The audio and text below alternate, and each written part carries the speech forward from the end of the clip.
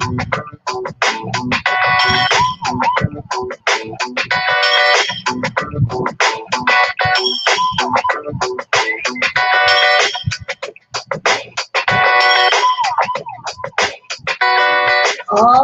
come on, y'all.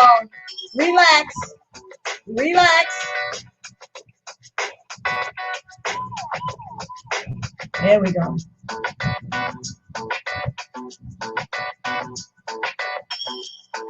Oh, yes.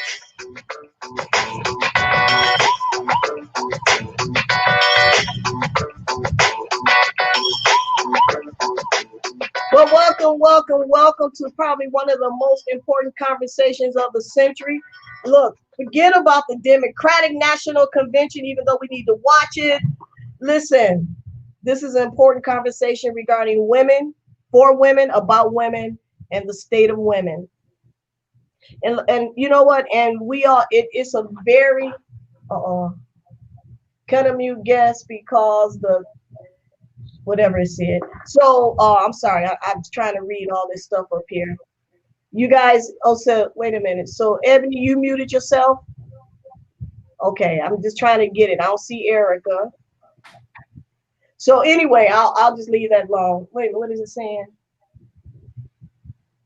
Oh, okay. So you guys muted yourself. So I'm sorry, y'all. So what's up, everybody? How is everybody doing? Welcome to the State of Woman, State of the Black Woman. And I wanted to come on and have a discussion regarding Black women and what's going on. So we can talk about different things and different subjects and different topics regarding what's out here on the streets regarding women. But I want to kind of focus on the WAP video and the sexuality and the abuse of Black women in our community. And I wanted to have that discussion to say, and let's see our thoughts and let's see the perspective and see what's going on and how it's affecting our community. So as it stands now, I have different educators on here. I was looking for some, I got Eric on here as a teacher. So we had a couple of teachers on here. I don't know if everyone's going to show up, but praise God that are here. And so I just want to talk a little bit about why this was very important to me to have this discussion. And I pray that it's not the last discussion. And in all, listen, if you don't mind, can you just share this video? Please, can you share it with your women, with your daughters, your cousins, your mothers, your aunts, your sisters, and your grandmothers? Because I want to talk about the sexuality, the sexualizing of Black women. We realized that since we came from Africa, since we were on that boat, sailed over to America, even before then, they were capturing 12, 8, 9, 10, 11, 12-year-old girls and raping them. Some were impregnated, and most all of them were raped because they did not see Black women as human. They saw them as a sexual being. So they took advantage of them.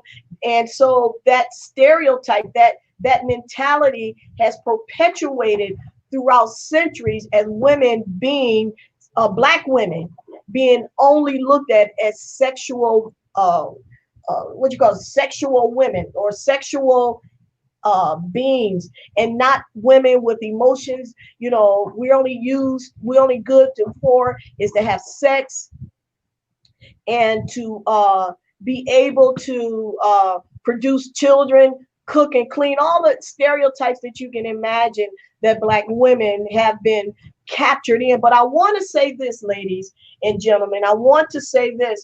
I happened to catch the WAP video, and in watching that WAP video, I thought it was the most degrading thing that we've seen today, that I've seen in my lifetime, without watching porn, of showing women as sexual beings. That we can, if you don't know what WAP stands for, we're talking about Cardi B and Megan Thee Stallion video.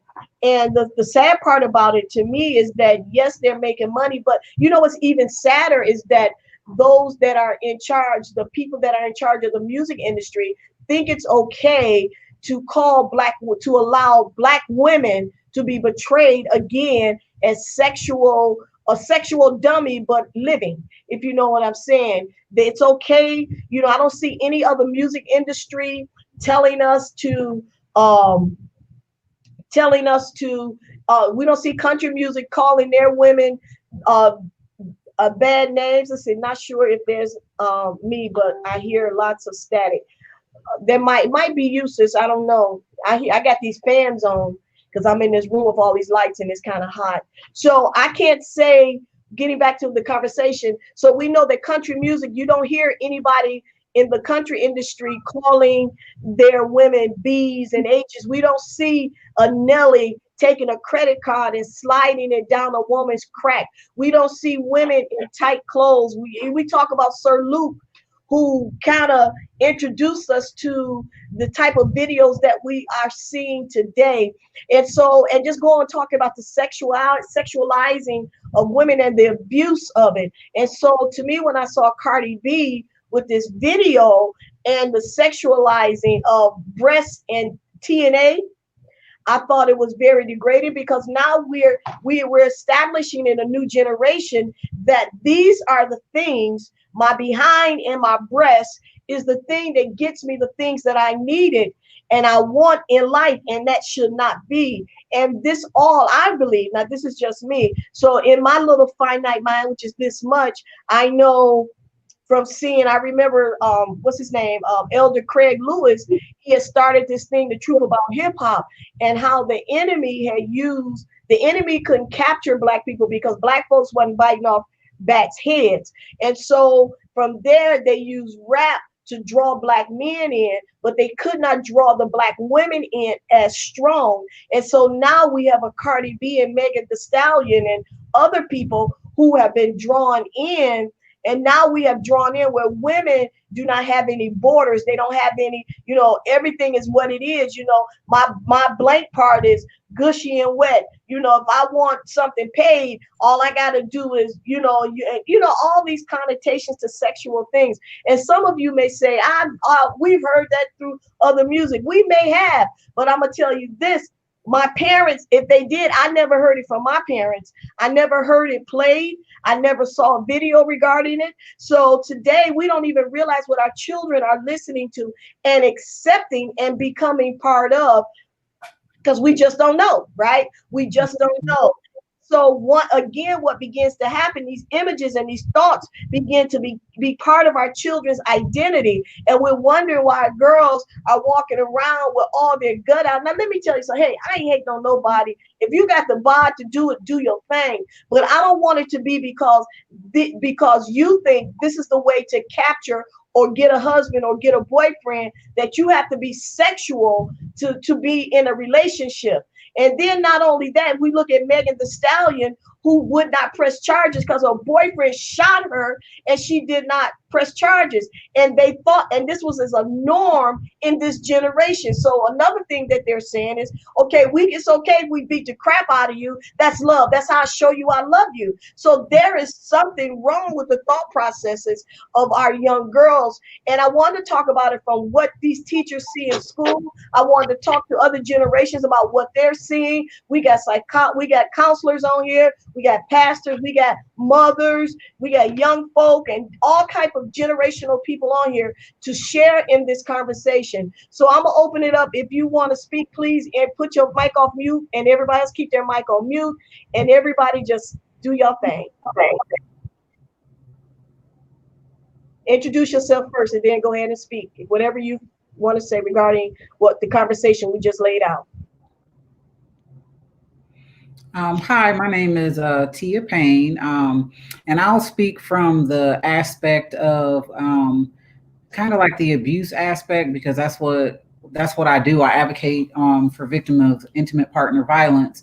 And one area that we've been exploring lately, when you think of a woman of color being shot or abused by a black man, we've run into a lot of times they don't want to press charges or they don't want to call the police for fear of everybody know now we have so many racial injustices going on, black men being shot and killed by police. The justice system alone, I'm getting 1,000 years for the same crime that somebody else got 2 years for. So we as the black woman, we tend to not be willing to put the black man in that situation, even if they've wronged me. I'm not going to call the police, or I'm not going to press charges, because if I do, what if he gets shot and killed? Or, what if he, gets more years than he should for this crime? And then I'm going to blame myself because I'm the one turned him in. So we tend to start shying away from turning him in, or we think, we can meet that justice on our own, or I'll find my brothers and my cousins to handle this situation. At least he got something, but I'm not doing him bad if I turn him into the system. And so, as an advocate, I fight that battle, of trying to encourage, to press charges, but also having the understanding that as people of color, when it comes to crime and different things like that, we are not treated fairly. So turning the black man in, who's so for so many years have been treated, so horribly by the justice system, it becomes a burden that a lot of black women aren't willing to face.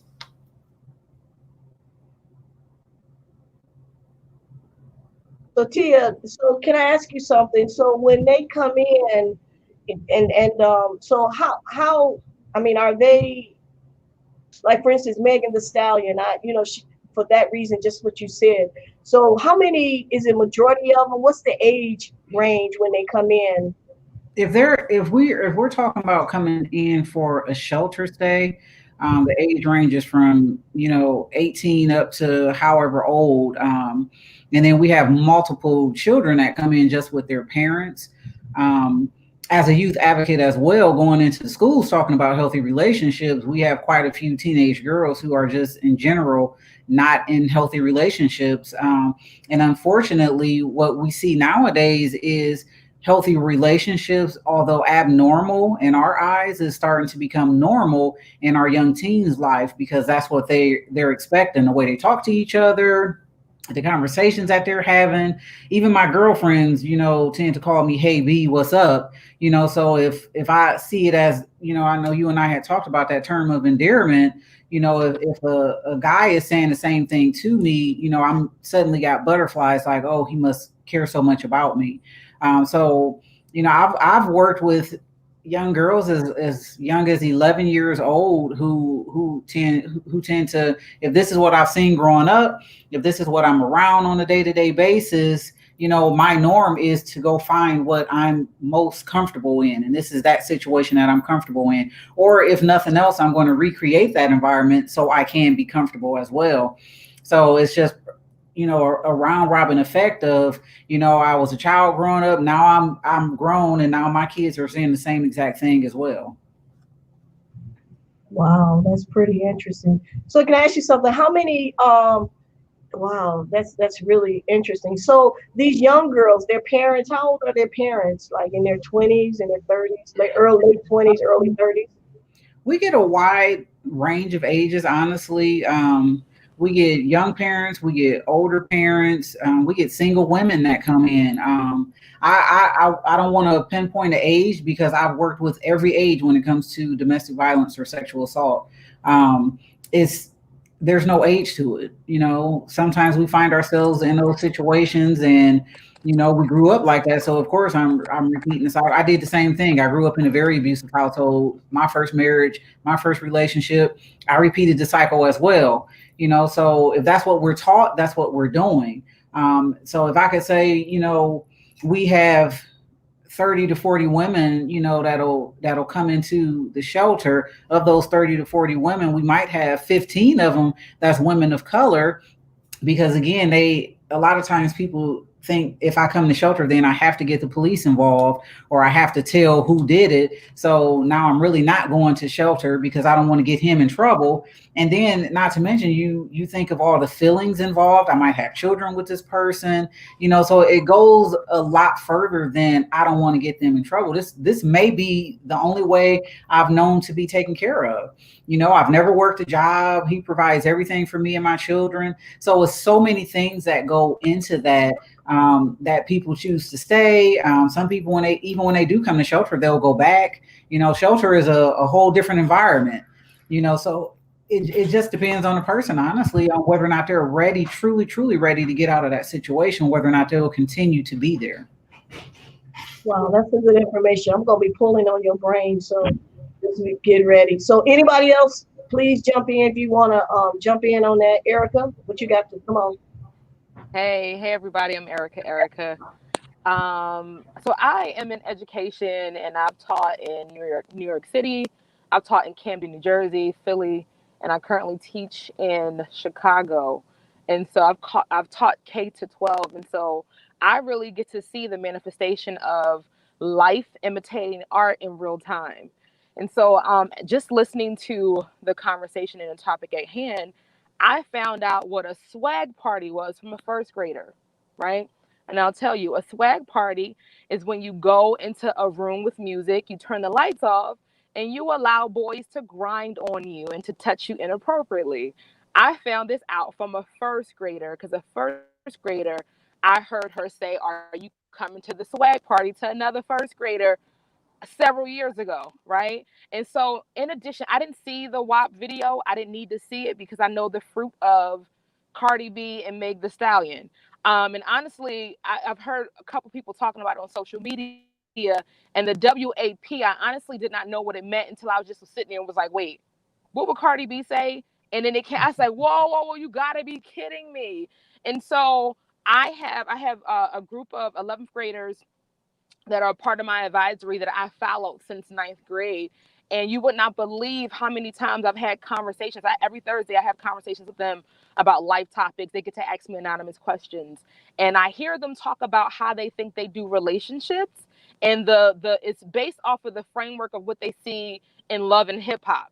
I've explicitly had young girls tell me that they love it when their boyfriends call them this name, that name, argue with them. They do stuff to make them angry with them because this is a representation of what they see on television. When I was growing up, it was a different world. It was the Cosby Show. It was Living Single. It was like, even though it was sexual innuendos mentioned on those shows, you had to be a little savvy to get the understanding of what it was. And now the framework is what you see on reality TV shows. I get text messages like, "Hey, Miss Will, please don't tell anybody that I told you this, but here's so and so Instagram and private room and Snapchat, and you got girls doing girls on girl actions for boys in order to get their attention." And so, even when you look at the marketing of how they do people like Nicki Minaj and Meg Thee Stallion with the bright neon colors and all of that stuff, they're really targeting, in the Barbie look, they're targeting 8 to 24-year-olds. You know what I'm saying? So even the music, we can play around, and I hear so many people, especially I've heard some black women say some real asinine things like this is okay and so forth and so on. And it's not okay because unfortunately in our community, when you look at people who have a level of influence, they are always going to the people who are entertainers, so forth and so on. And unfortunately, from my experience in working in New York, Jersey, Philly, and Chicago, a lot, not all, but enough of our young girls are basing their framework on how to do life and relationship based off people like Cardi B and Meg the Stallion. It is ridiculous, it's sickening, and it's continuing this traumatic pathology that I see constantly. I've had to call cops on older men coming up to the high school to pick up girls. You know what I'm saying? So like the people can, and the lack of accountability and the fact that I know black women who are medical doctors who are having conversations about this WAP and how they want to embrace their sexuality and model themselves not after what they've accomplished in their profession, but after what they see Cardi B and Meg the Stallion doing. And so it's really ridiculous. It's sickening. At some point, of course, the change has to happen in our households.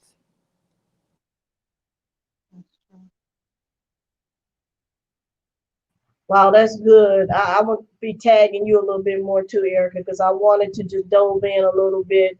How have you seen the dress and the culture within in the hallways of the school? You know, you, do you see that every time? Sometimes when these videos come out, do the dressing and the attitudes and their thought processes get worse?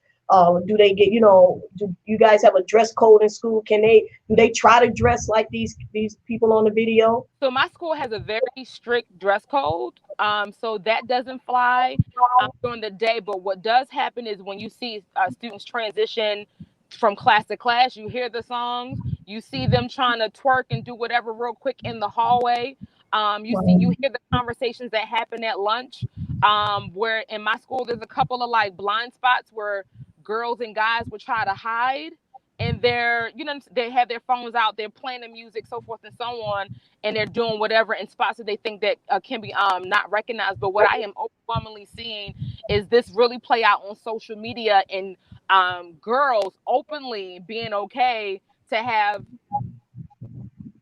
a simulated sex acts with this music playing in the background. So since this video has come out, there's been more access, or more of, okay, let's be cool, let's be hip, let's be on social media, or let's be in more, especially Snapchat, because it disappears or whatever it does, and simulating these things to this music.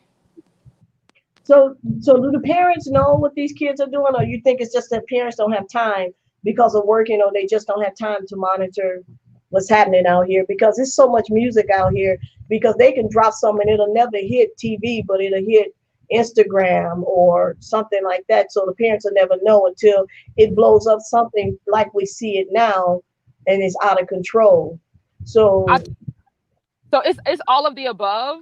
Parents either don't know or don't what I have experienced with some parents is you let them know about it in the most respectful way you can. They flip out and do this whole big drum, cuss their child out, and then the child still gets the Jordans, the iPhone, the blah blah blah, or whatever. Or the parent has a very similar toxic relationship with whoever they're with at the time, and so even though they may come against or reprimand their child in my presence, what I ultimately end up finding out behind the scenes from the child is, well, my mom is with Larry and Larry treat her like whatever, or my mom listen to the same stuff. So I want to say, there, in my experience, it's 15% of the parents that I've dealt with who really are the ones who might not know, or if they do find out, they're trying to get intervention, counseling, support services for their girls. But it's a whole nother slew of them who model the same behaviors. wow. All right, thanks, sis. I'm gonna tap into you again. Anybody else who wants to be next to have their get their I want to hear everybody's thoughts about this. Ed, Pastor Shauna, Kiana. Well, Friday. Hey, everybody. So I'm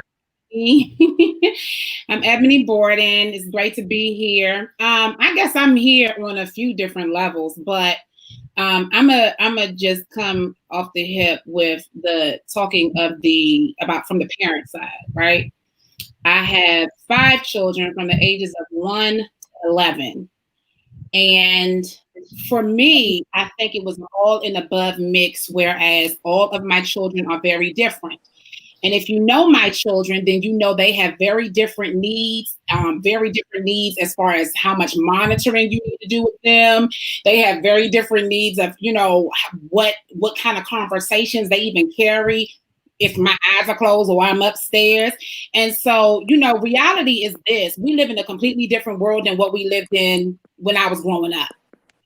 That's reality. And so for me, I can say for me, I am learning that I have to be 20 steps ahead of my children. Now, I may be older, but I'm doing this thing at a younger, like my oldest child is 11. I'm 41 years old. Most of my friends, their kids graduated college. They done seen this already, right? So I don't know what it is to have an 8-year-old, a 9-year-old, or a 10-year-old singing WAP. I don't know that. Like, I didn't come from that. I came from self-destruction. I came from, KRS-One. I came from those kind of days. I didn't come from a time where you had to worry about an 8-year-old or mine, an 11-year-old singing. And so, when you have that and then you have ministry in the background, I come from that religious thing where you be like, no, you don't listen to that. Don't listen to that. And so you try to guard their ears, you try to guard their heart, you try to guard their mind, but then you put them right out into this world where they have teachers and students and all of that stuff that they really spend most of their time with. So for me, it wasn't in my house where my kids started listening to this. It was right in the school system. Okay? So I'm sending my babies to school where I think they're safe, and then all of a sudden they coming home. I'm like, how you know that song? So I started doing little things like turning it off a talk radio that I like to listen to and actually turning it to regular music so I can hear what they knew. And what I understood is that my kids were singing these songs and rambling them off. But what I also understood is the moment I asked them what it meant, they had no idea. Mm. So my kids and your kids and our kids are growing up in a culture where back when Easy and them were here or were performing and they were Snoop Dogg and they were using that B word, it was degrading. It was a how dare you. Women were offended. But now you have a whole generation that is growing up when it's a term of endearment. They have no idea what that word means. So what it says is not that we should be offended by Meg Thee Stallion. We shouldn't be offended by the Cardi B, because the reality is these kids have choices. And so they're being indoctrinated into a musical society and an industry where we really should be indoctrinating them into the way we live, right? If it's God who you follow, if it's Jesus Christ who you follow, the only way you can really truly follow him come hell or high water is when you're indoctrinated. But if everything you know is bringing you to this place of Meg Thee Stallion and Cardi B, you got to be like a parent like me. Okay, let me go ahead and do a word study on this. You see this? Let me go on and do a word study on what's happening with these songs so I can break it down. My little daughter she's 11. And she had 3 friends over here last week. And I literally sat them in front of me. I said, okay, so I hear this B word going around. Let's look at the B word. It's in the dictionary. Let's see what it means. We talked about it. So then I took them all the way back to how the B word, the female dog, functions. What does it function like in reality? And by the time I was done, they were like, what? Oh, so it's not that. Oh, that's my B. It's not that. It is this. This is what it's really saying. And so what we have to look at is, man, do Cardi B and Meg Thee Stallion really have a point? Did they come up with an idea? Did they insert themselves into a system, or did the system bring them in to the point where they knew that their needs will be met? Mm. You understand what I'm saying? Because people that didn't really follow that, you don't really hear much from them on mainstream. Mm-hmm. And when you do see that they didn't take the bite or they didn't bite the apple, you hear them as one-hit wonders. So is it a point? Because reality is you can't move nothing unless society make you move. Mm. So it's not the industry. It's the people that make up the industry. It is also the people that follow the industry. It is also the ones who big up the Meg Thee Stallions and the Cardi B's. Listen, I don't have no issues with neither one of them. I'm gonna be honest. Do what you gotta do, because it's the mentality that has to be attacked. Mm-hmm. And they're just really doing, honestly, what they're really doing what a lot of women want to do anyway. It is a false sense of women independence. Mm-hmm. It is that thing where you have been not necessarily hurt by men, because all women that feel like that were not hurt by men, but it's a place of empowerment that many women desire, bottom line. And they just happen to bring it out in a way that is shocking to many, but not surprising to most. That's good. That's good. And I still want to hear some of the other stuff that we had a discussion about. That was good. And y'all kind of smart, man. I don't have to say much. Pastor Shauna, Kiana, who wants to I wanted to talk in regards of, and Ebony just kind of tapped on it, the women, this women liberation and in regards to Black women and our sexuality. You mentioned when you opened up how, we have been sexualized. And when we go back, like you said, that came from slavery, because we were sexualized, when we were in our land, in our own environment, our own men didn't look at us that way. But when we came, here through slavery, we know, how we were treated, how we were raped and abused, and, having children with the slave masters and all this and that. And we became this, we had different bodies. We were, we were fine. Okay. Black women, we fine. Right.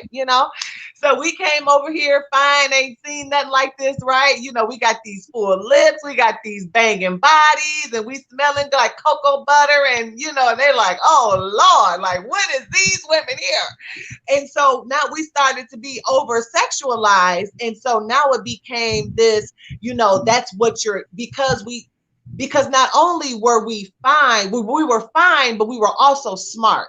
We can have our businesses, we can function, we can take care of ourselves, we can take care of our families. So instead of allowing us to continue to have self-esteem, to have confidence, is no, I have to demean you and bring you down to nothing more than a whore, nothing more than somebody who can just for good, for just literally laying on your back. That's all you're good for. And so now, instead of saying, wait a minute, instead of coming out of that mentality, we have this mentality this other mentality rose up and say, no, I'm going to take that back. And how I'm going to take that back is I'm going to use my sexuality in whatever way I want. Meaning, instead of me keeping myself, no, I don't have to do that, because I can go around here and be a whore, and then that's cool because now I'm in control. So then there's this false narrative that there's this control when it's really not control, because, you know, at the end of the day, when you're losing control and you're making yourself, when you're degrading and demeaning your own self. You know, nobody is doing that for you when you're taking your body and say, you know, I can sleep with 5 men in a day, but it's my body, you know. And so now when you look at the WAPs, instead of, now you have 2 women who are major influencers in our culture right now to say, wait a minute, you know, this is how you get your tuition paid. You know, you got an ATM right in the middle of your legs. Girl, you better use that thing. Yeah, absolutely. So instead of Nelly sliding the ATM card down the booty, we got our own ATM. We putting the ATM card in there ourselves. Chink, chink, PIN number, boom, tuition paid, boom, boom, Louis bag, boom, boom, rent paid, car note, whatever it is, and not realizing that in itself. So now we're saying, okay, it's okay if I'm a hoe as long as I'm getting money. Mm-hmm. I'm getting paid. So at the end of the day, so now we have children, you know, like Erica said, now you're targeting children between 8 and 24 with this mindset of, okay, now you don't have to go to school to become a teacher, a counselor, whatever. You know, you can just slang that. You got a stripper and somebody who's saying, I'm using my coochie to get money. And so now this is the idea that's being pumped out. So there's no, you know, Whitney Houston's, there's no, you know, the self-destruct, you know, there's no there's not this general or mainstream positivity for Black women. So now the mainstream note is all you is a whore. All you good for is that big old booty. And so isn't it interesting how we were talked about and made to feel bad for having big butts and full lips? And now that's a thing. That's a cross-cultural thing now. Now you see everybody with full lips and big butts. And you got to look like, wait, what y'all? I remember when I started seeing white girls with big butts, I said, what they eating? what diets they on now? Mm-hmm.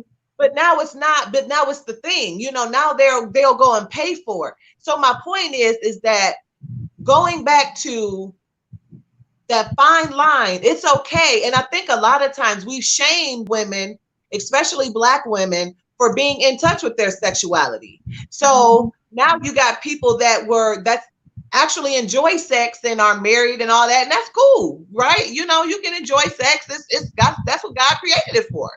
But at the same time, there's a fine line between being loose and being a whore and being in touch with your sexuality. Those two are two different things, because promiscuity and being in touch with your sexuality are tapping into two different things. Most time that promiscuity, you operating out of a trauma versus versus you being in touch with your sexuality, if you just being comfortable with who you are, what you like, and that you are a sexual being. Those are two different things.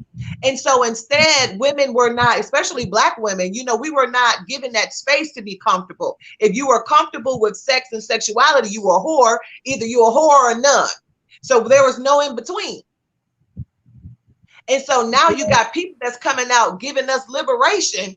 The Cardi B's and the Meg Thee Stallions sound real good to people who haven't been liberated, to people who have been in the closet about their sexuality. And I'm not saying in a homosexual way. I'm saying just being in the closet, being private about, you know, even your heterosexual feelings.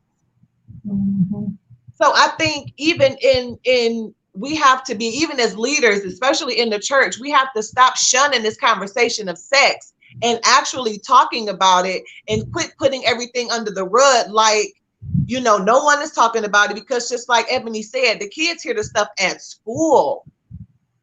Mm-hmm. I remember picking up my son or dropping my son off in the 2nd grade. And his teacher told me that the children had went to the movies to see Straight Outta Compton.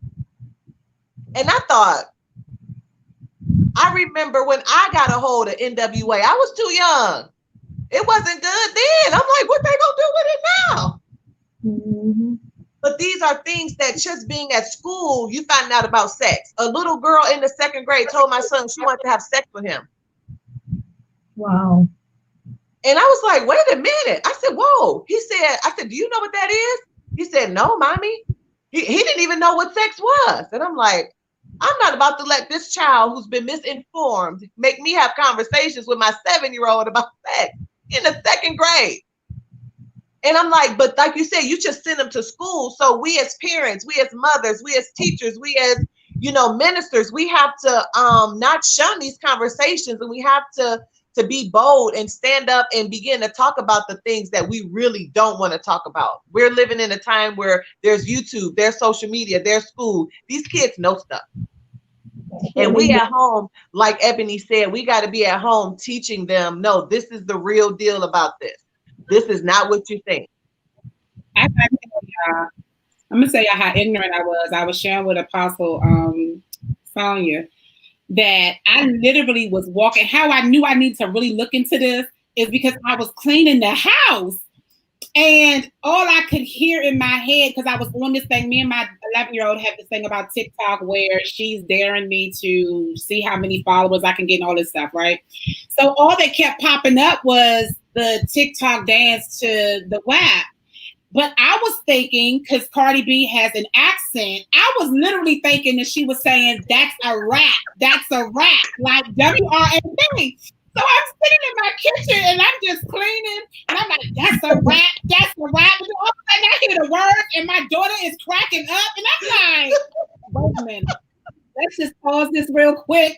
I mean, you know, because I really didn't know. But the beat had caught my ear. You know, I hear, that's a rap. That's like, I'm just listening. And I'm just like, Lord, okay, wait a minute. I need you to get my ear all the way together. Because for real, I did not know. And so then when I got the call, hey, have you seen? I'm like, no. But I'm clear if people have seen it, then my daughter has seen it. So let's have a conversation about it.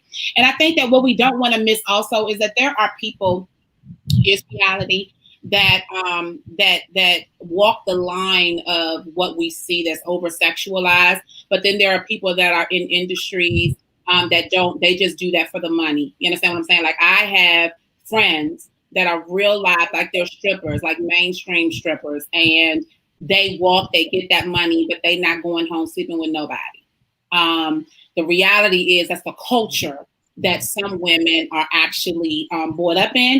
And that's something else that just has to be dealt with at one point in time or another. So I never really take the road that you a hoe, you a hoe, you a hoe, or you this, you that. Reality is that for some people, it is a way of life for them. And I think that also has to be challenged, because when you listen to the 50 Cents of the world, who they say have street cred or they don't, right? They start to challenge their street cred. Like he talks about it, but he don't live that life for real. Drake, he talk about it, but he don't live that life for real. So I think we have to really be sensitive to understand where these women come from. And for Cardi B, it is her reality that, you know, she was stripping. She don't say nothing else about that. She was stripping. And when she realized that her body could make her money and to get her things that she was deprived of as she was growing up, that was her option. That was her option. And so what I say, even as a mother of an 11-year-old, you start looking for these empowerment classes for young girls, and they don't even start until the kids are like 15 or 16 years old. By then it's too late. Already imprinted in their head. It's already there. So And now then, we have to work backwards. And so, we really have to figure out what's broken where we feel like that 7 or 8-year-old, 9-year-old, 10-year-old, why don't they need any more activity than Girl Scouts and brownies? Right. and especially in the Black community, you won't find those typical Girl Scouts and brownies in the Black community too much. Listen, I'm at that stage. Don't talk to me about earning no badge. My child is at stake. Yeah. So, And that's so reality. I wanted to say something too. Y'all talking some good stuff, and I'm gonna let Kiana and Siobhan soon as she comes back on. But I recall back then we had 50 Cent and Little Crazy Wayne degrading the identity of Black women, and had put them in a level. They loud, they angry. They don't. Basically, he was saying they were unintelligent. But I like looking at exotic women, and so that's another a thing that I see in the Black community, that some people don't care for Black women based upon what they see on these music videos, these television, TVs, and different things. And then with 50, and I'm sure it's countless others. I can't think of that other guy name. I've been reading a lot of the stories regarding how they treat men and the thought processes of Black women. So, and basically what they're saying, Black women ain't good for nothing but just popping and stopping and dropping and leaving there, impregnating them and then moving on. So I thought that was pretty degrading in itself. Kenyatta, you want to say something, Siobhan? The floor is open, and then anybody else who wants to say something. Yes, ma'am. Well, first of all, my name is Kiana.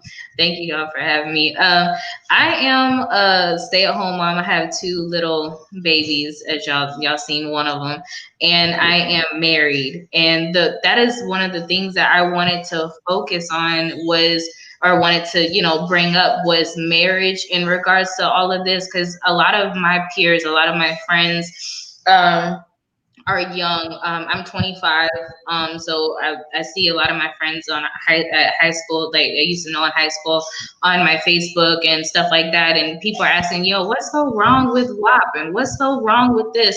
But a lot of my friends are either just entering in marriage or is looking to get married and stuff like that. And I read an article in regards to this song, and it said, a line. I've read the lyrics of the video and I've seen the video. And, one of the lines is, let me show y'all or tell y'all how I got this ring.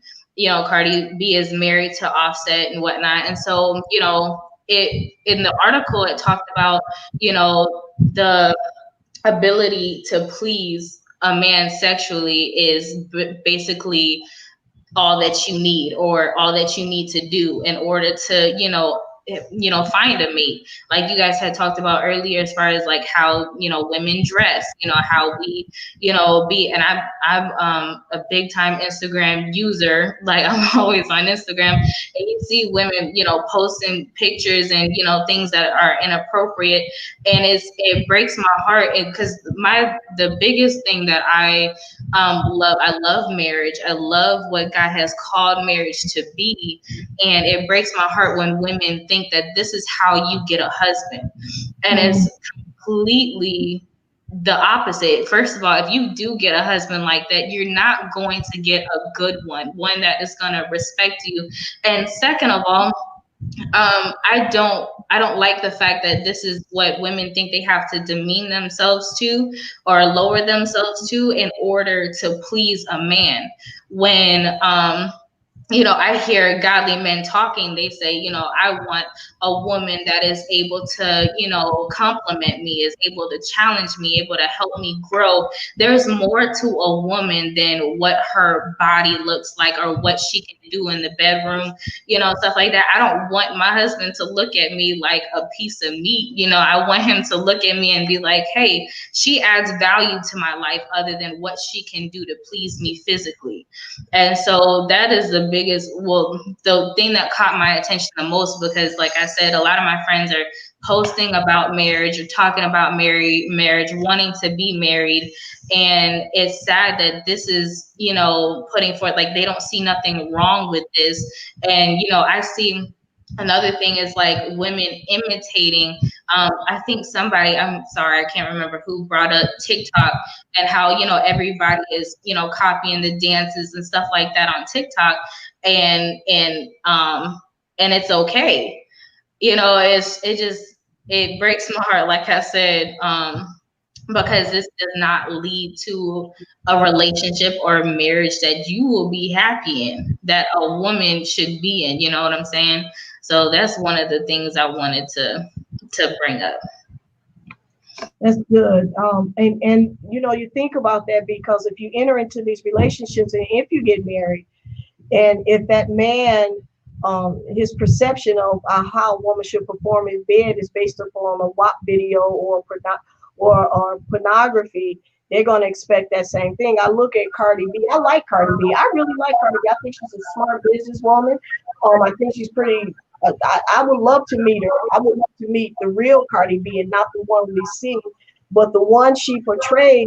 When she be up there dancing with Offset, and he just standing there and she's doing all the work back, and he all it. But to me, I believe he loves her. But when I look at them, I just see them as a sexual relationship. So what's going to happen when you not you're not as tight as you are, and so these perceptions that we're going with, well, I got to do, well, my husband's not pleased. So now with what I was doing before, so now I got to go a little bit further. I got to put a pole in my room, I got to, and then the other thing too, when do we get the idea that when I used to go to the club, I went to the club. I didn't go to the strip club. Women go to the strip club like it's the club. I'm like, what? So where do we get these mindsets and these thought processes? Where do we get this from? So anybody, please jump in. I would say this real quick.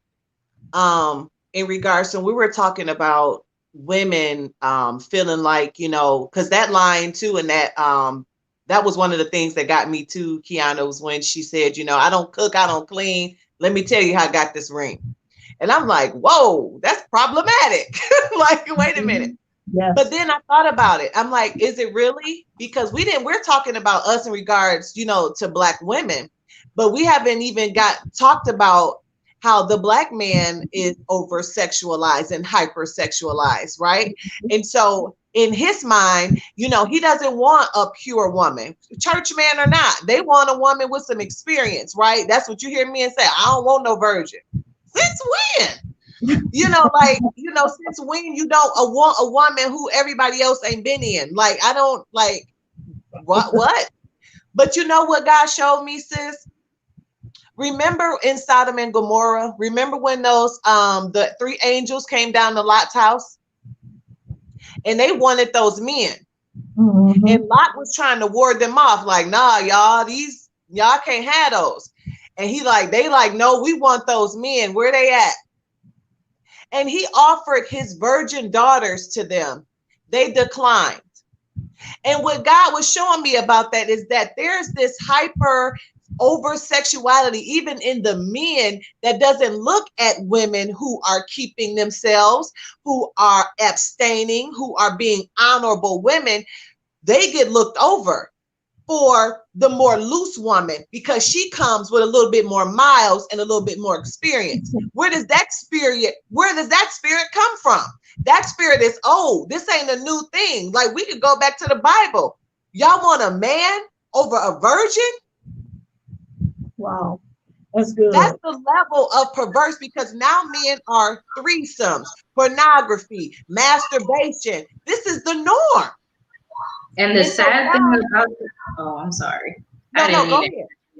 The sad thing about that is, in regards to, women who are and men who are looking for marriages, you invite this into your marriage and it's insatiable, meaning it's never going to be fulfilled. If you want that type of woman is never going to fulfill that lust and perversion that you have. You're going to continue to, look to other things and to do other things. And so it opens your marriage for a whole bunch of, not just marriage, but relationships. And in general, it opens it up to, hurt, pain, rejection, all types of stuff come with that.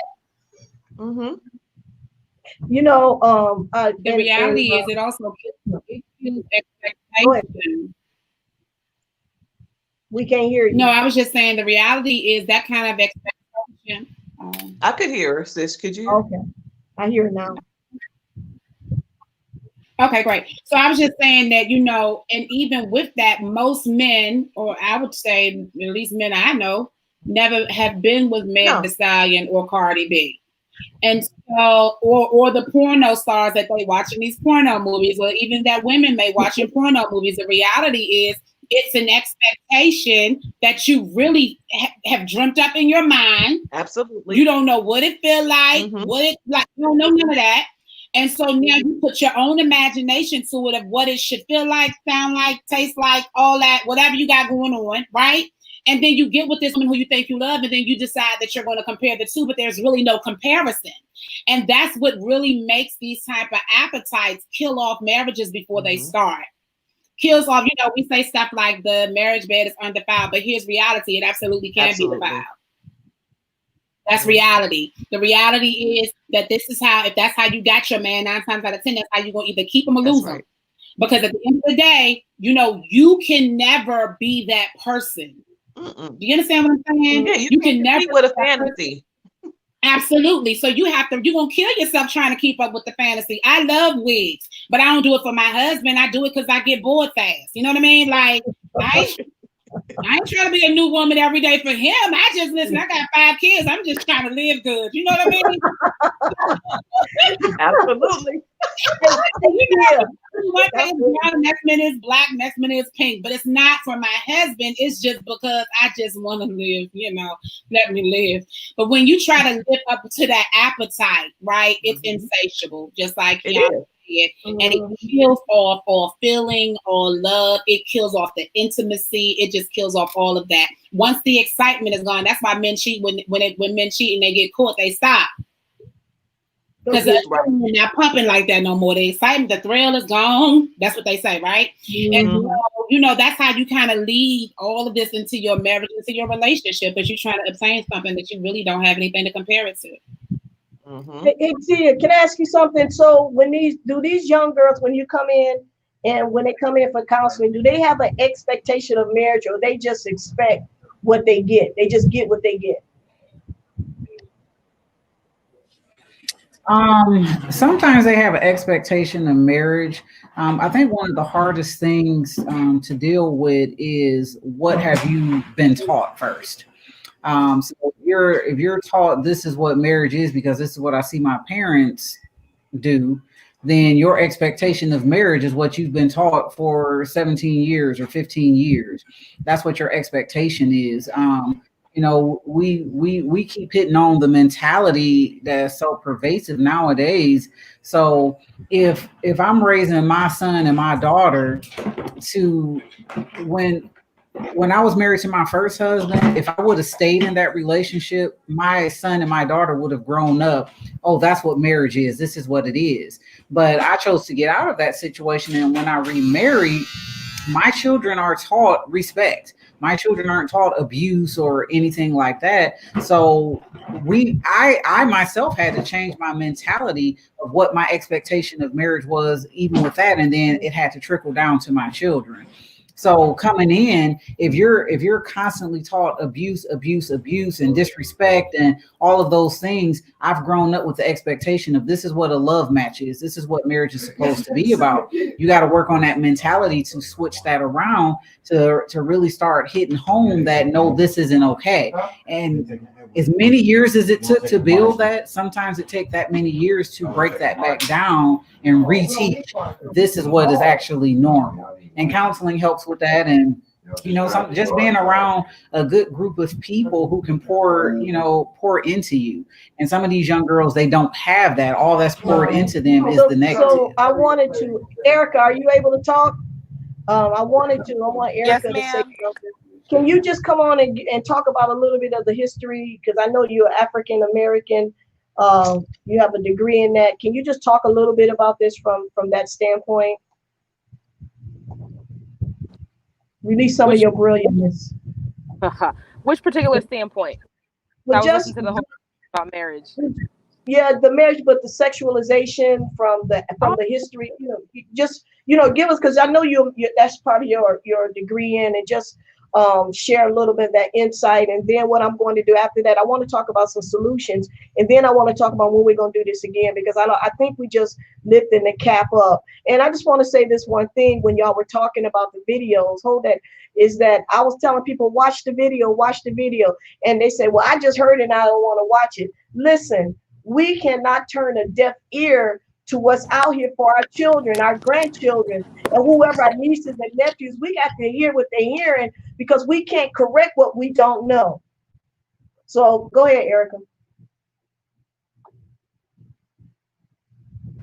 Yes. So, a couple of things I wanted to hit on. So we do know that the hypersexualization of Black women definitely hit when it came to enslavement. There's a woman, her name is Sarah Bartman or Sarchi Bartman. You can research her. She was a South African Hottentot. That's my husband and my son in the background. She was a South African Hottentot Venus, they called her.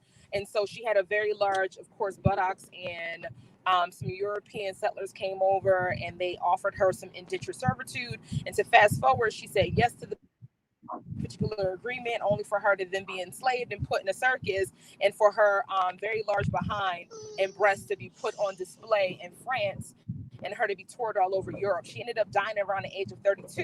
And then not only did they exploit her when she was alive, but they exploited her in her death, where they cut off her buttocks, cut off her breasts, had them in jars up until about the early 2000s, like around 2008 or 9. And they, within the last 10 years, they sent, Oh, Erica, and even like, yes, you breaking up. That's all. yes, You ma'am. giving such good information. You're breaking up. But go ahead. Okay, I'm sorry. My phone is dying and my headphones. I got the new iPhone, so I can't charge, and anyway.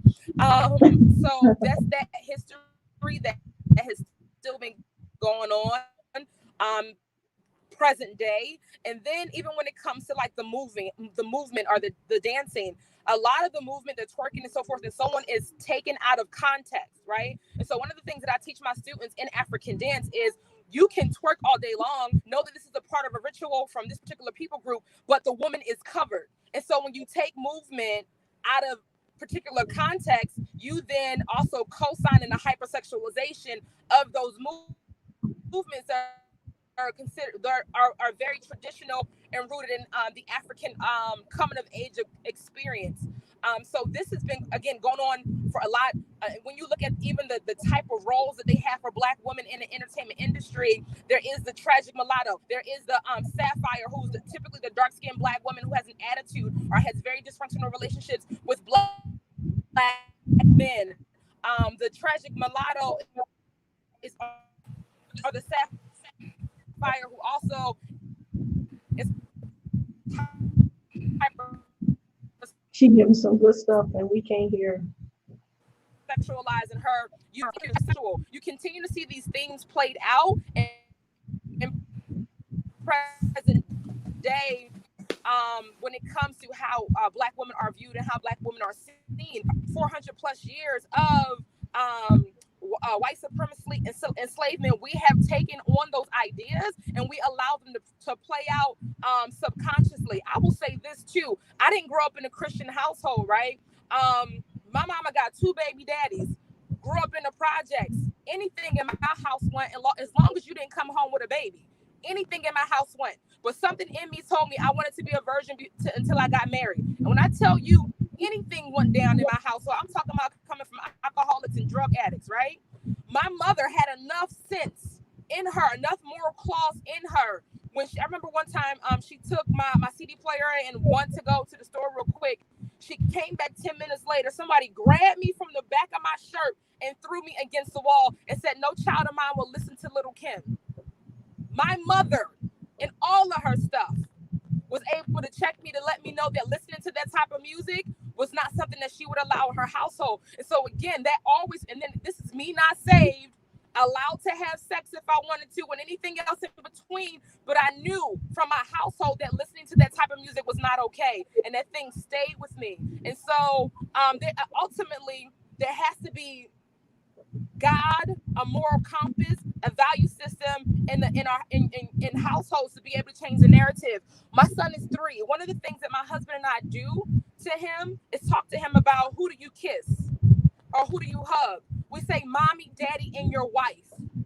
My son now will fuss sometimes about not having a wife, but we have that conversation with him so that he knows when he gets older, you're not looking forward to. And I'm not, people have their own stories, but we're training them up in the way that he should go. But in the backdrop of his mind will be is that I need a wife, not a girlfriend, not a jump off, not a whatever. I need a wife. And so again, it has to be. I said a whole bunch of stuff, so I'm just gonna pause it. That was good. That was good. But you forgot to tell him what Deuce said when when Ryan was kissing you about the wife thing, and he didn't like it. He didn't like it. He said, "Mommy is my wife," and then we had to have a whole conversation.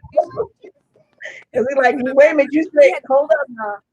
So, but we have that conversation with him a lot so that he can understand that when he becomes a man, this is something that he needs to look at and invest in as he gets older.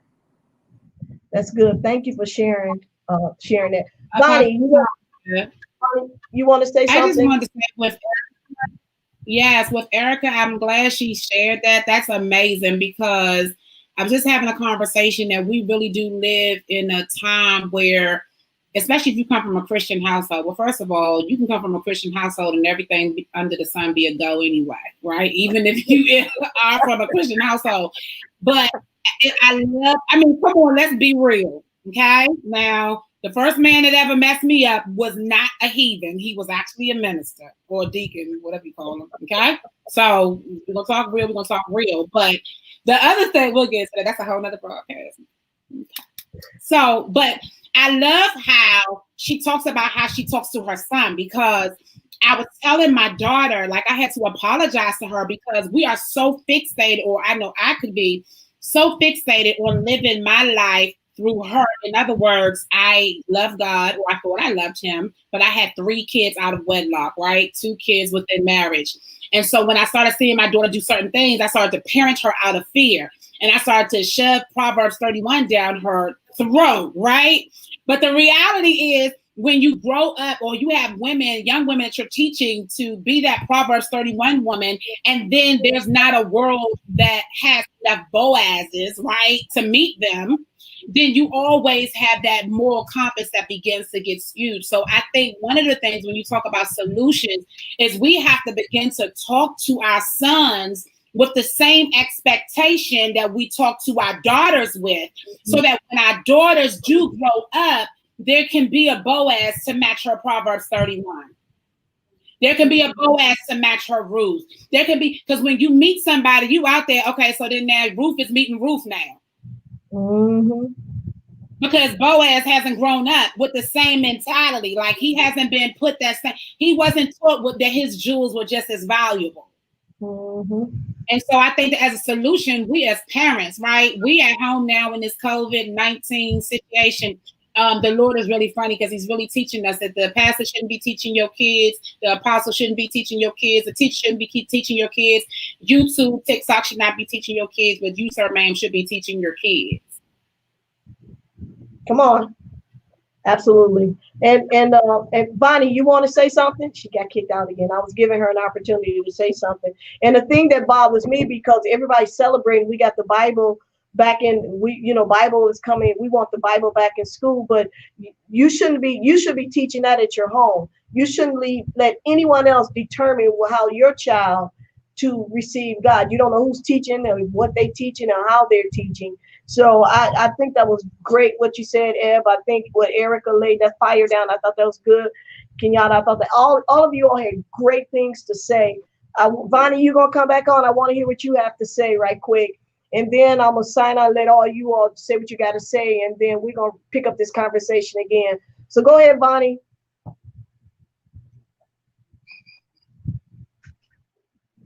Siobhan, we can't hear you.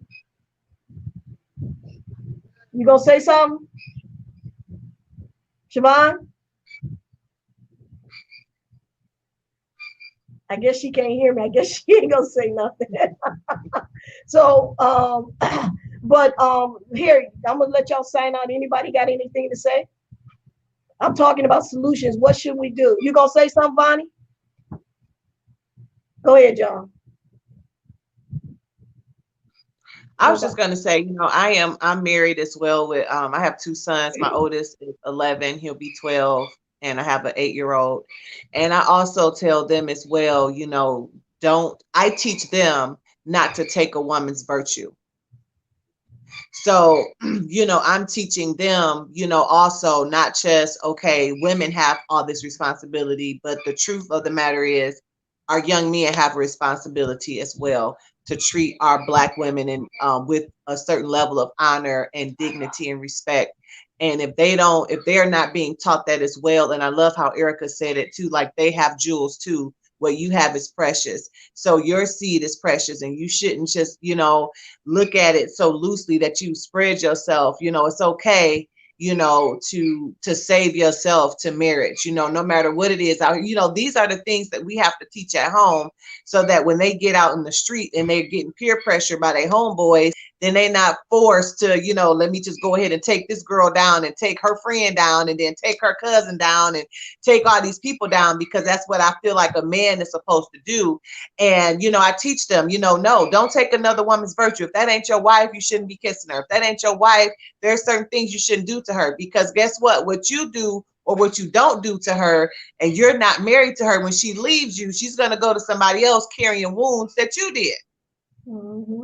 Mm-hmm. So these are things that, like I said, that I do teach, that we teach our sons as well, because, we have Black men. I'm raising Black men. So I have a responsibility as well, not only to carry myself a certain way, but to instill in them what they need to be doing as well, because, they're not just going to get it out through osmosis. It's just not going to come just to them out the clear blue. These are things that has to be taught to them. And so I believe as parents, why I'm not going to wait on a mentor or somebody to come and take interest in my children for them to get a lesson. It's like, no, they're mine, and I have, so obviously if God gave them to me, God gave me the ability to teach them and gave me something to teach them, and I'm going to do it. Point blank and period. They know how to pray. They know how to hear from the Lord. They know what's right and wrong. Why? Because these are things, prayer don't have a gender, so these are the things that, that will only help them in the end, teaching them what to look for in a young woman. At the same time, if you see a woman that may be a little too loose, and it could be a lot of reasons, she could have been sexually abused, she could have, she could be, getting abused in another way, physically abused. There are a lot of things that go into those behaviors, because it's just a symptom of something else. It's not just, oh, that person's a hoe. No, it's always a symptom of something, a bigger issue. So I teach my children, even if she is that way, you don't disrespect her, you don't treat her different. These are things that because I'm teaching them, hey, there are some things that, what I'm saying,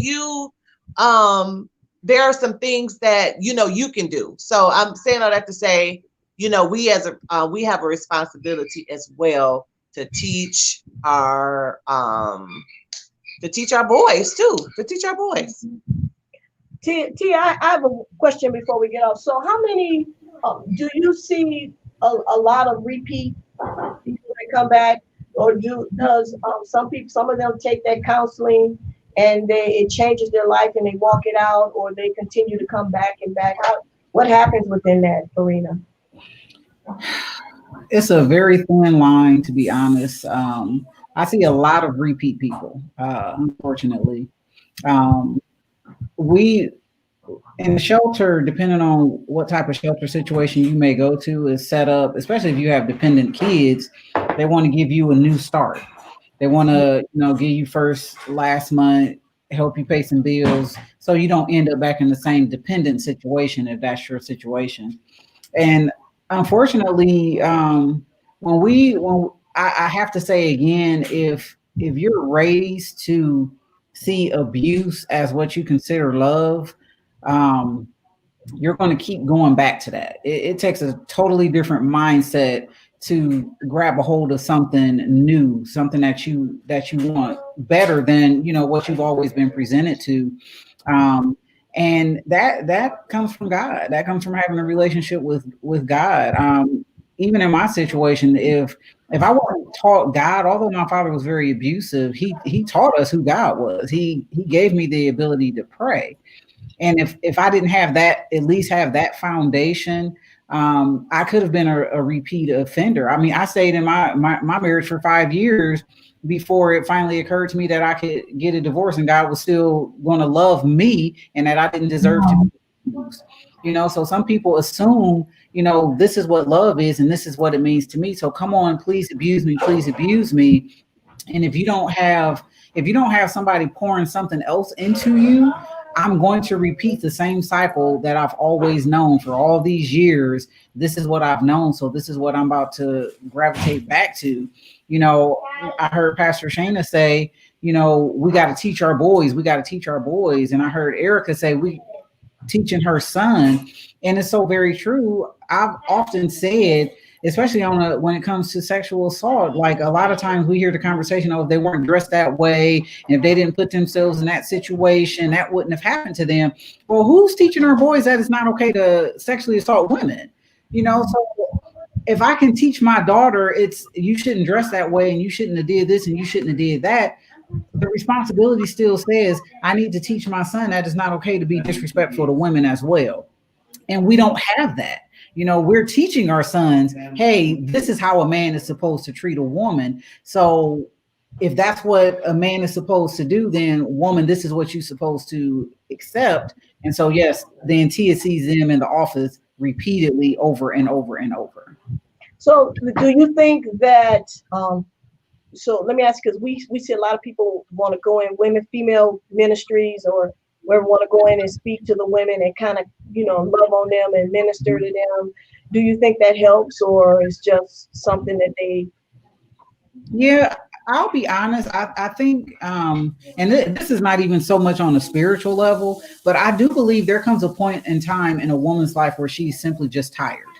I'm tired of accepting this. And I think they'll do what's necessary to get out of that situation. So I believe that as long as there's going to be one time that this woman who's repeatedly experienced this situation, I'm always seeking out help for this situation. One of those times is going to stick because I'm tired of seeing Tia.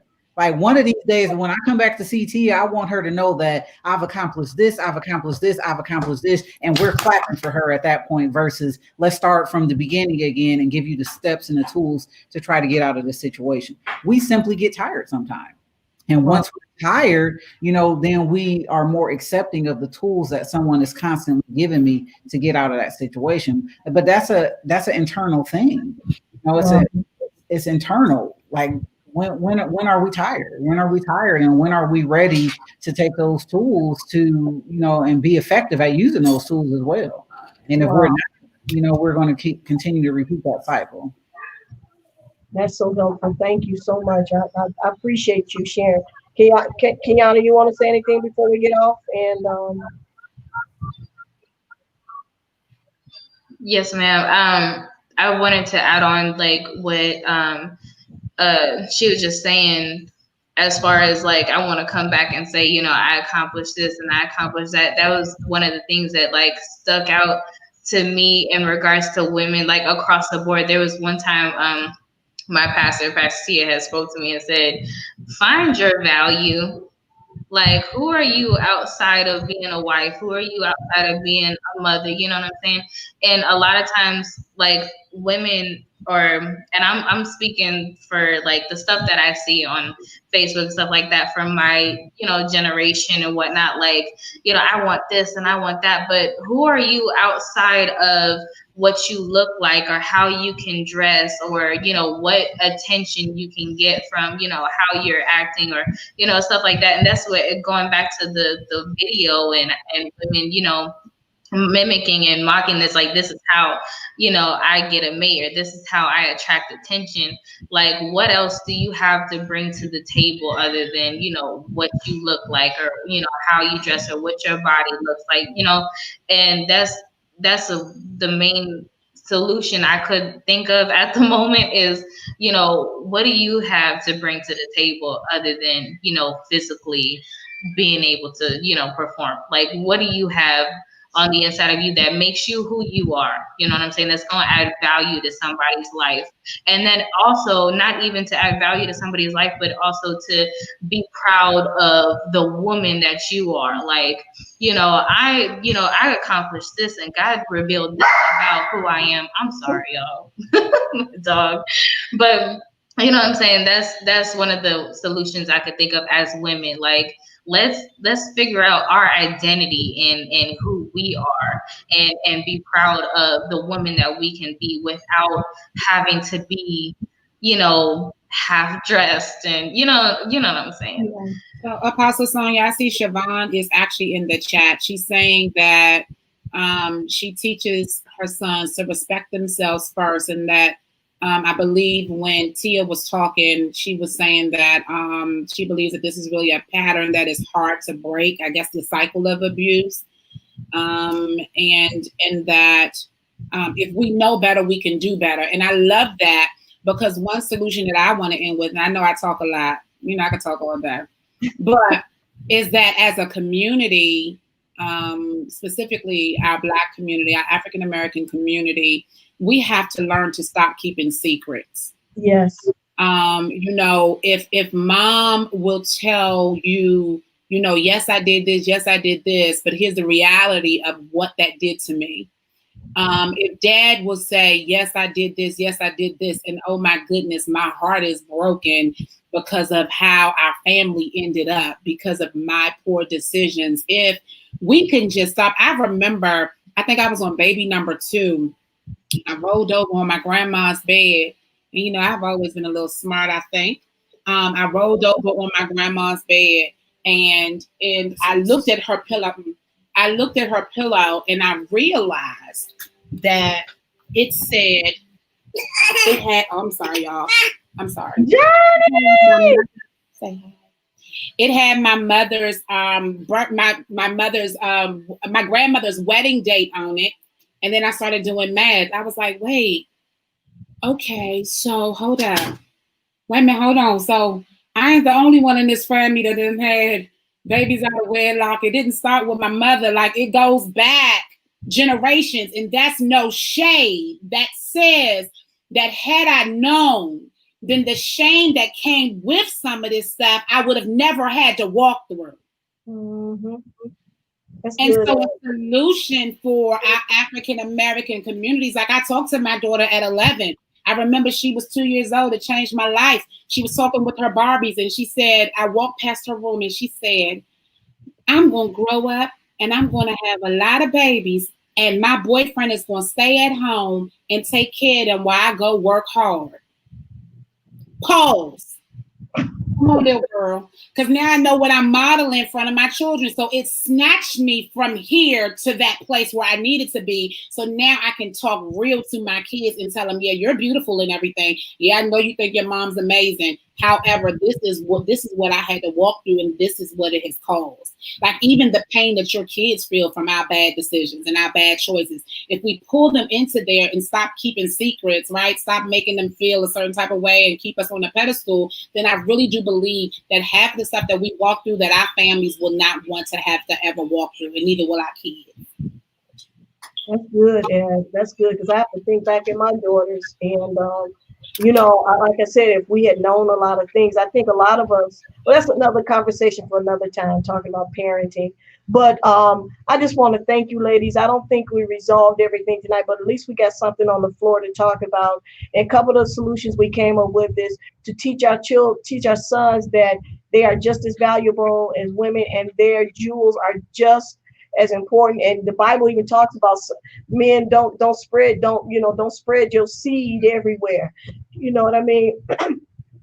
And how to maintain yourself. And we have to teach our daughters that same understanding. And then too, I want to say to everyone, listen, we cannot be afraid. I can't be afraid to listen to Future. I can't be afraid to listen to all this stuff out here, because I have to know what they're listening to, because I cannot fight or curtail or change the direction of what they're hearing. so I can correct the path to make sure, hey, I know that beat is dope, but the words that's going in your spirit without your permission is shaping your identity. So I need to change that sound that you're hearing.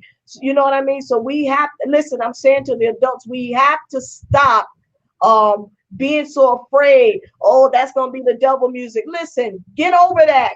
Go and listen to what your children listen to, so you won't be called saying in the house when they're 16 and 17 and out of control and glad to be in muted. Even though Cardi B in the videos were make believe, but they may be in those type of situations in real life. And all it would have taken if you just to listen to what they were listening to, then they won't wind up in Tia's facility over and over again, because their identity was shaped in, if my coochie is the ATM, so I have to sell it to get what I want. But in the process of being sold, I'm gonna get beat, whipped, slain, maybe sold into human trafficking. Adults, we have to stop being afraid to have these conversations. Look, God, listen, if a devil jump on you on one song, then you ain't with God anyway. You have to change that mindset. You cannot be ignorant of Satan devices. You cannot act like God. I don't know why we act like God ain't got no power, but then he only has power when we need stuff, when we want something. God is all power. So you have the ability to hear stuff, to critique it, and to rebuke it out your children's lives. And so, and a lot of this music causes the beat of it. We as African people, man, we love that bass, because I used to DJ and I still kind of DJ, and I love that house bass. I love that house music, but I still have to be careful to what I put in my ear gates, because I do not want it to shape my identity. So we have to be careful of that. But again, we talked about that. We also discussed that, one thing I would like to see if women groups would rise up and go and mentor some young girls in elementary, spend an hour a day and once a week, and go to some elementary schools or some junior high schools or middle schools or high schools, and begin to mentor these girls and get some mindsets change. It ain't costing you nothing. Look, put the blunt down, put everything down and just take that time to invest. I heard Jane Elliott say today, to live a life without purpose or destiny. And I ain't talking about what y'all talking about. I'm going to preach to the world. To not be impactful is a waste of time. Why would you live in this earth and not be impactful and doing something to cause somebody's lives to change? Some of us have great influence that can open doors and change lives, but we don't speak about it. We're going to continue to see people like Cardi B. Now, can I say something about Cardi B? I believe Cardi B is a bad businesswoman. Let me tell you something. But if she just had one mentor in there, what if she had someone like maybe AOC had in her life, or so the opportunities that AOC or somebody else had? She probably would be in Washington changing lives right now. With great businesswoman running great, because she does a great business now, but without the trappings of the other things that come along with it. So we have to take accountability for some of the things that we're allowing. So all I want to say is, ladies, I thank you so much for taking the times out your day and to have this discussion. I pray this won't be the last time. Maybe we got something next month and can build upon this. And I love the solutions. There are things we can do. And again, women, men, please do not ignore your son. Don't think it's okay for your son to go out here and sow his wild oats. His seeds are valuable. Look, let me tell you, when they spread their seed where it shouldn't be, we got, like I won't say this about Future. Future got 12 kids and by 10 different baby mothers. Why? Because nobody taught him to control his appetite. Nobody taught him how to respect his body. No one taught him how to respect his body. And by him not respecting his body, he didn't respect the women. You know what I'm saying? You got, what's his name? Drake. All these women throwing their bodies at Drake. Drake going to impregnate a stripper. You hear me? She goes and impregnates a stripper. Now, I'm not knocking them, but that's what she made her life to be. So she did this as a living because she wanted that life, because she wanted some celebrity. So I'm not knocking strippers. Hey, I'm not knocking y'all. Listen, I know there's stories behind it. I know y'all are brilliant. Some of y'all are going to college, like Ed said. Some of y'all are great business women, and this is the only way you can make the money to sustain the lifestyle that you're trying to get, so you can obtain your degree and make that money. So I'm not hating on you for that. What I'm saying is, but I'm just saying the mentality of our men. You know what I mean? The mentality of our men. So we have to do something different. In order for us to do something, we have to be different. You know, we always talk about it takes a village to raise. What is it? It takes a village to do what?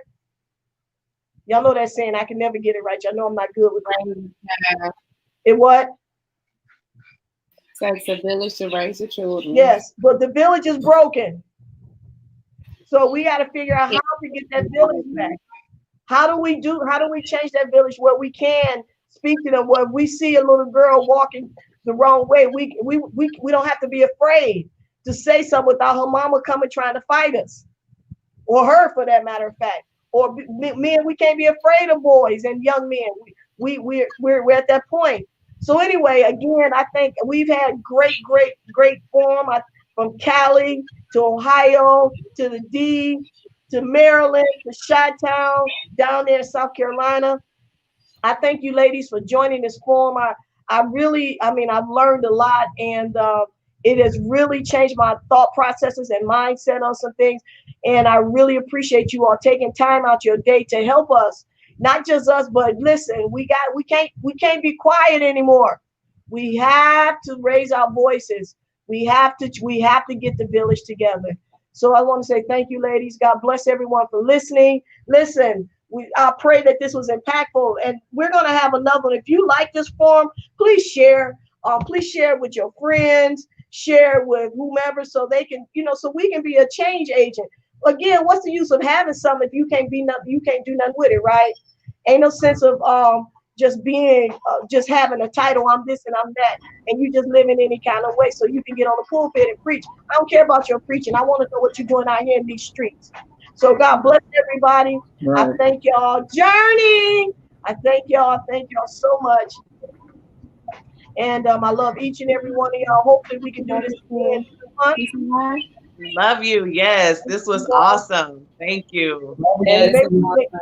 Yes, and man, y'all some brilliant women. Look at my little nephew in the back, stripping. Look at him, got his diaper on. Look at him. Look at him. Going up the stairs. So, all right, I love y'all. Y'all be blessed. Thank y'all so much. I really appreciate all that y'all done tonight. Sharing truths and sharing your heart. God bless. God bless. Good night, everybody. God bless. Good night.